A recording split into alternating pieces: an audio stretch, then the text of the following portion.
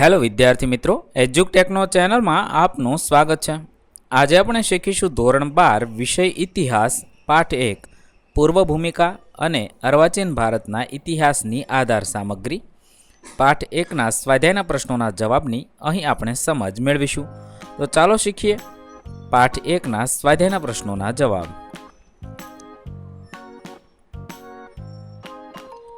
સ્વાધ્યાયના પ્રશ્નમાં પ્રશ્ન નંબર 1, નીચેના પ્રશ્નોના વિસ્તૃત જવાબ આપો।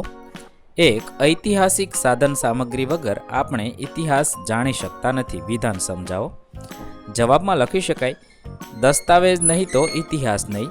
ઐતિહાસિક સાધન સામગ્રીમાં વિવિધ પ્રકારની સામગ્રીઓનો સમાવેશ થાય છે, જેમાં કેટલીક સામગ્રી અલેખિત તો કેટલીક સામગ્રી લેખિત હોય છે। ઐતિહાસિક સાધનોમાં સમાવેશ એવા દસ્તાવેજો, ગ્રંથો અને પુસ્તકો જો તે સમયની ભારતની રાજકીય, સામાજિક, આર્થિક અને સાંસ્કૃતિક સ્થિતિ પર પ્રકાશ પાડે છે। ઐતિહાસિક સાધનો પૈકી કેટલાક પુસ્તકો જેવા કે દાદાભાઈ નવરોજીના પુસ્તક poverty and unBritish rule in India, doctor તારાચંદના ફ્રીડમ મૂવમેન્ટ ઓફ ઇન્ડિયા, લેપિન્સ અને કોલિયરે અડધી રાત્રે આઝાદી અને બિપિનચંદ્રના પુસ્તક સ્વતંત્રતા કે બાદ ભારત જેવા પુસ્તકોનું વાંચન ભારતનો સ્વાતંત્ર્ય સંગ્રામની વિવિધ બાબતોને આપણી નજર સમક્ષ ખડું કરે છે। તેવી જ રીતે મુગલ બાદશાહોના સમયના સિક્કાઓ, કંપની શાસન સમયના સિક્કાઓ અને દેશી રજવાડાના રાજાઓના સિક્કાઓ જે તે સમયના આર્થિક સમૃદ્ધિની ચાડી ખાય છે। ભારતમાં વિવિધ ઐતિહાસિક સાધન સામગ્રી અભિલેખાગારમાં રાખવામાં આવે છે। ભારતનું રાષ્ટ્રીય અભિલેખાગાર દિલ્હી અને રાજ્યકક્ષાનું અભિલેખાગાર ગાંધીનગરમાં આવેલું છે, જેમાં ભારતમાં આવેલ વિવિધ રાજકીય ઘટનાઓ, વિવિધ શાસકો, વિદેશી પ્રજાઓના આગમન, સ્વતંત્રતાની ચળવળ અને આઝાદી પછીના ભારતની વિવિધ સ્થિતિઓ પર પ્રકાશ પાડે છે। આમ ઐતિહાસિક સાધન સામગ્રી ભૂતકાળના બોલતા પુરાવા તરીકે આપણને ઇતિહાસ જાણવામાં મદદરૂપ બને છે। 2. ભારતમાં પોર્ટુગીઝ ઇતિહાસને લગતી સાધન સામગ્રી પર નોંધ લખો। ભારતમાં પોર્ટુગીઝ સાધન સામગ્રી ગોવા એટલે કે પણજી અને પોર્ટુગલ એટલે કે લિસ્બનના સરકારી દફતર ખાતાઓ, પુરાતત્વ ખાતાઓ અને સંગ્રહાલયોમાં સાચવવામાં આવી છે। પોર્ટુગીઝ સાધન સામગ્રીના આધારે F.C. ડનવર્સે report on the Portuguese records ગ્રંથ તૈયાર કર્યો છે। ભારતીય ઇતિહાસકાર સુરેન્દ્રનાથ સેને ગોવામાં સંગ્રહાયેલા દસ્તાવેજોના આધારે વિસ્તૃત અહેવાલ તૈયાર કર્યો છે। Vasco da Gama, governor Alfonso Albuquerque, Duarte બાર્બોઝા અને પાદરી મોન્ટેસેરીની નોંધો અગત્યની છે। સમકાલીન અરબી, ફારસી, અંગ્રેજી, મરાઠી, કન્નડ વગેરે ભાષાઓના સાધનોમાંથી પોર્ટુગીઝોને લગતી વિગતો પ્રાપ્ત થાય છે અને તે પોર્ટુગીઝોના લખાણોની ત્રુટીઓ દૂર કરવામાં મદદ કરે છે। આ સાધનો મુઘલ શાસકો બીજાપુર, ગોવલકોંડા, વિજયનગર વગેરેના સંબંધો અંગેની માહિતી આપે છે। Doctor G.M. મોરાયસે હિસ્ટ્રી ઓફ ક્રિશ્ચિયાનિટી ઇન ઇન્ડિયામાં ઈસવીસન 1542 સુધીની પ્રવૃત્તિઓનો અહેવાલ આપ્યો છે। મુંબઈ ગેઝેટિયર અને કેમ્બ્રિજ ઇતિહાસની શ્રેણીનો 5મો ગ્રંથ ભારતમાં પોર્ટુગીઝની પ્રવૃત્તિઓની સળંગ અને વિપુલ માહિતી આપે છે।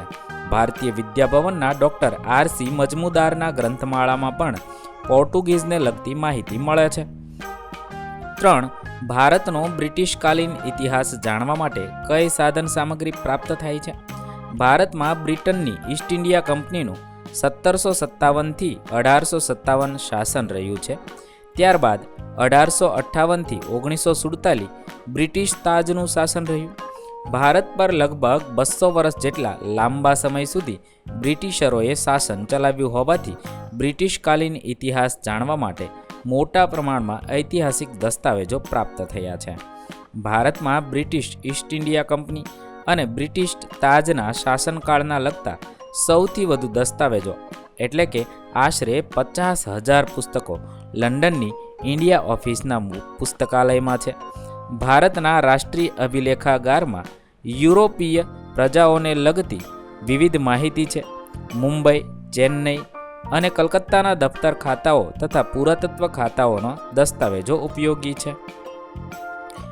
Vinson Smith, Elphinstone, P.E. Roberts તથા થોમ્સન એન્ડ ગેરેટ કૃત પુસ્તકો અને કેમ્બ્રિજ હિસ્ટ્રી ઓફ ઇન્ડિયાના ગ્રંથ 5 અને 6માં બ્રિટિશ શાસનકાળનું વિસ્તૃત આલેખન છે. ક્લાઇવ અને વોરન હેસ્ટિંગ પર પુષ્કળ લખાણ મળે છે, પરંતુ તે લખાણોમાં હિન્દીઓ પરત્વેના લેખકોના પૂર્વગ્રહો નજરે પડે છે. Cornwallis, Wellesley, William Bentinck, Auckland, Ellenborough, Dalhousie વગેરેના જીવન અને કારકિર્દી વિશે અનેક પુસ્તકો લખાયા છે, જેમાં તેમની આંતરિક નીતિની ચર્ચા છે. મહેસૂલી બાબતોને લગતું પોલવેલનું પુસ્તક land system of British India 3 ભાગ નોંધપાત્ર છે. 4. ઈસવીસન 1857ના મહાવિદ્રોહ જાણવા માટે કઈ સાધન સામગ્રી પ્રાપ્ત થાય છે? જવાબ થશે ભારતમાં 1857ના મહાવિદ્રોહ વિશે ખાસ કરીને સ્વતંત્રતા બાદ મોટા પ્રમાણમાં ઐતિહાસિક સાહિત્ય રચાયું છે. આ દસ્તાવેજો ભારતીય પુરાતત્વ ખાતા તેમજ લંડનની કોમનવેલ્થ કચેરીના ગ્રંથાલયમાં સંગ્રહિત છે.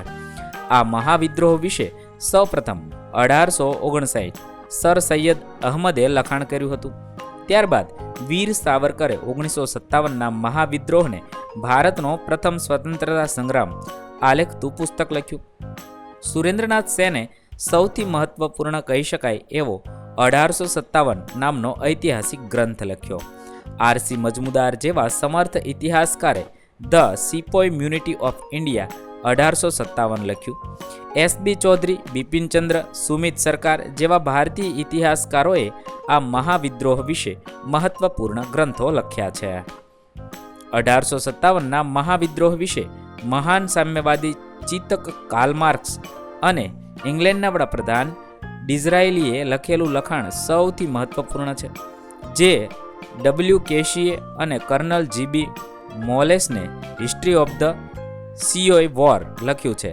જ્હોન કે અને સિપેરે પણ આ મહાવિદ્રોહ વિશે મહત્વપૂર્ણ ગ્રંથ લખ્યા છે.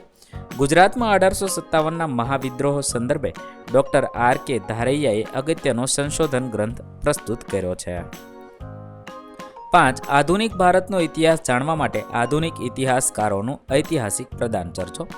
ઈસવીસન 1822 પછીનો સમય આધુનિક ભારત તરીકે ઓળખાય છે. આ સમયગાળાની ઐતિહાસિક ઘટનાઓને વિવિધ ઇતિહાસકારોએ પોતાની રીતે નિરૂપણ કરી સંગ્રહિત કર્યા છે. આ ઇતિહાસકારોમાં V.A. મિથનું Oxford history of India, P.E. રોબર્ટ્સનું હિસ્ટ્રી ઓફ બ્રિટિશ ઇન્ડિયા અને થોમસની એન ગેરેટનું rise and fulfilment British rule in India અગત્યના ગ્રંથો ગણાવી શકાય છે. ભારતના બંધારણીય ઇતિહાસને ઉજાગર કરતા ગ્રંથોમાં A.C. બેનર્જી કૃત ઇન્ડિયન કોન્સ્ટિટ્યુશનલ ડોક્યુમેન્ટ્સ, A.B. કીથનું ભારતનો બંધારણીય ઇતિહાસ અગત્યના ગ્રંથો છે. ઉપરાંત ભારતીય સ્વતંત્રતા સંગ્રામ અને આ સંગ્રામના ઘટનાઓ વિશેના પુસ્તકો, ગ્રંથો, દસ્તાવેજો, વર્તમાનપત્રો જેવા સ્વરૂપે સાધન સામગ્રી મળે છે. દાદાભાઈ નવરોજીના પુસ્તક property and unBritish rule in India, Romeshchandra દત્તના economic history of India, Pattabhi સીતારામૈયાના ગ્રંથ history of Indian National Congress તેમજ ડૉક્ટર તારાચંદના ફ્રીડમ મૂવમેન્ટ ઓફ ઇન્ડિયાના ગ્રંથો આ ક્ષેત્રે મહત્વપૂર્ણ છે. ભારતીય ઇતિહાસકારોએ સ્વતંત્રતા સંગ્રામ વિશે વિભિન્ન દ્રષ્ટિકોણથી ભારતીય સ્વતંત્રતાનો ઇતિહાસ રાષ્ટ્ર સમક્ષ મૂક્યો છે. R.C. મજમુદારના વડપણ હેઠળ સમગ્ર ભારતનો ઇતિહાસ લગભગ 12 જેટલા ભાગોમાં પ્રકાશિત કરવામાં આવ્યો છે. રાજા રામમોહન રાયથી લઈને મહાત્મા ગાંધી સુધીના મહાન ભારતીયો વિશે પણ મહત્વપૂર્ણ પુસ્તકો લખાયા છે. નગેન્દ્રનાથ ગુપ્તાનું પુસ્તક 7 લાઇસ આ ક્ષેત્રે મહત્વપૂર્ણ ગણી શકાય. મહાત્મા ગાંધીજીના જીવન અને કવન વિશે કદાચ સૌથી વધારે લખાયું છે. મહાત્મા ગાંધીના પત્ર વ્યવહારો અને તેમના વિચારો અંગે લગભગ 100 ગ્રંથોમાં નવજીવન પ્રકાશને ગાંધીજીનો અક્ષરદેહ નામે પ્રકાશન કર્યું છે. ગાંધીજીની આત્મકથા સત્યના પ્રયોગો પણ એટલો જ મહત્વપૂર્ણ ગ્રંથ ગણાવી શકાય. મહાદેવભાઈ દેસાઈએ ગાંધીજીની જીવનચયને 40 જેટલા ભાગોમાં મહાદેવભાઈની ડાયરી શીર્ષક તળે આવરી લીધી છે. લેઇન્સ અને કોલિયરે અડધી રાત્રે આઝાદી જેવો મહત્વપૂર્ણ ગ્રંથ લખ્યો છે. રામચંદ્ર ગુહાએ ઇન્ડિયા આફ્ટર ગાંધી અને બિપિનચંદ્રએ સ્વતંત્રતા કે બાદ કા ભારત જેવા અગ્રિમ ગ્રંથો લખ્યા છે. આ પુસ્તકો આધુનિક ભારતના ઇતિહાસને આપણી સમક્ષ ખડું કરે છે. પ્રશ્ન નંબર 2, આપેલા પ્રશ્નોના ટૂંકમાં ઉત્તર આપો.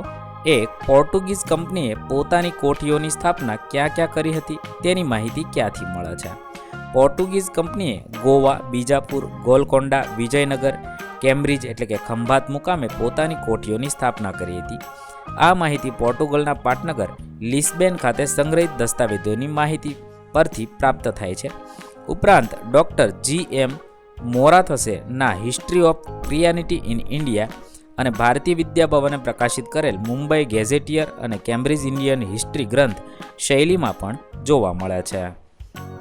2. ઇતિહાસની આધાર સામગ્રી તરીકે વર્તમાનપત્રો વિશે માહિતી આપો. ભારતીય ઇતિહાસમાં ખાસ કરીને બ્રિટિશકાલીન સમયમાં વર્તમાનપત્રોને રાષ્ટ્રવાદના પ્રચાર પ્રસાર માટે અને સામાજિક ધાર્મિક સુધારણાના ક્ષેત્રોમાં મલકેવનું મહત્વનું યોગદાન આપ્યું છે. અહીંયા મલકેવ લખ્યું છે ત્યાં તમારે મહત્વનું યોગદાન આપ્યું છે એમ લખવું. ભારતમાં જેમ્સ એ હિકીએ બેંગોલ ગેઝેટ દ્વારા દેશમાં પત્રકારત્વની શરૂઆત કરી. રાજા રામમોહન રાયે સંવાદ કૌમુદી, દાદાભાઈ નવરોજીએ રાસ્ત ગોપતાર, મુંબઈના મુંબઈ સમાચાર, કેશવચંદ્ર સેનના સુરતી સમાચાર, લોકમાન્ય તિલકના મરાઠા અને સંધ્યા, ઈશ્વરચંદ્ર વિદ્યાસાગરના સોમપ્રકાશ, સ્વામી વિવેકાનંદના પ્રબુદ્ધ ભારત, મોતીલાલ ઘોષના અમૃત બજાર પત્રિકા, મોતીલાલ નહેરુનું ઇન્ડિપેન્ડન્સ, મૌલાણા આઝાદનું અલ હિલાલ અને હિન્દુસ્તાન ગદ્દર પાર્ટીનું ગદ્દર વર્તમાનપત્ર મુખ્ય છે. 3. બ્રિટિશ સિક્કાઓમાંથી પ્રાપ્ત થતો ઇતિહાસ સમજાવો. ભારતમાં મુગલ બાદશાહોએ પોતાના સિક્કા દામ અને રૂપિયા અમલમાં મૂક્યા હતા. બ્રિટિશરોએ 1834થી ભારતમાં પોતાના સોનાના ગીની, ચાંદી અને તાંબાના સિક્કાની શરૂઆત કરી. બ્રિટિશ તાજના શાસન દરમિયાન 1818 રાણી વિક્ટોરિયાની છબીવાળા અને વિક્ટોરિયા ક્વીન લખેલા સિક્કા, રાજા જ્યોર્જ પંચમના સિક્કા એટલે કે બોડિયા રાજાના સિક્કા પ્રચલિત બન્યા હતા. આ સમયે દેશના વિવિધ રજવાડાના રાજાઓએ પોતાના સિક્કા બહાર પાડ્યા હતા, જે દેવનાગરી લિપિમાં લખાણ ધરાવતા હતા. 4. ભારતીય રાષ્ટ્રીય અભિલેખાગાર વિશે ટૂંકમાં માહિતી આપો.